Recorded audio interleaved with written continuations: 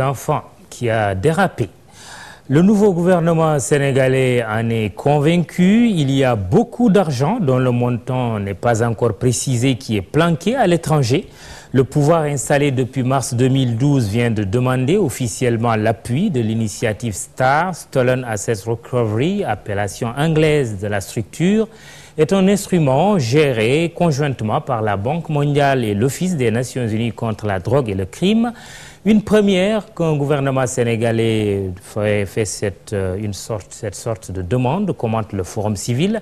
L'organisation qui lutte pour la bonne gouvernance reconnaît que le recouvrement des fonds ne sera pas facile. C'est un sujet de Chérif Dia. L'État du Sénégal est déterminé à rapatrier les biens planqués dans les pays étrangers. Il compte sur l'appui de l'initiative STAR, Stolen Assets Recovery. C'est un programme conjoint Banque mondiale et ONUDC, c'est-à-dire l'Office des Nations unies contre la drogue et le crime. Donc il s'agit tout simplement d'un programme dont l'objectif est d'apporter une assistance technique aux pays en voie de développement qui souhaitent justement recouvrer des biens mal acquis et qui ont été planqués à l'extérieur. Il faut bien dire que c'est une nouveauté au Sénégal. L'initiative STAR est certes efficace pour la traque des biens planqués à l'étranger, mais elle peut parfois buter sur de nombreux obstacles. En matière de recouvrement des avoirs, la première difficulté, c'est de localiser les avoirs. Il y a une expertise qui se développe au niveau international, justement dont l'objectif c'est de tout faire pour éviter qu'on puisse retrouver ces fonds-là.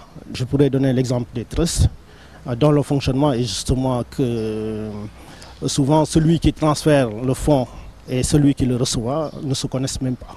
Entre les deux, il y a ce qu'on pourrait appeler un trou structural, de sorte que même si celui qui a transféré les fonds est cueilli, il n'est pas évident qu'on puisse le trouver, celui qui a reçu les fonds.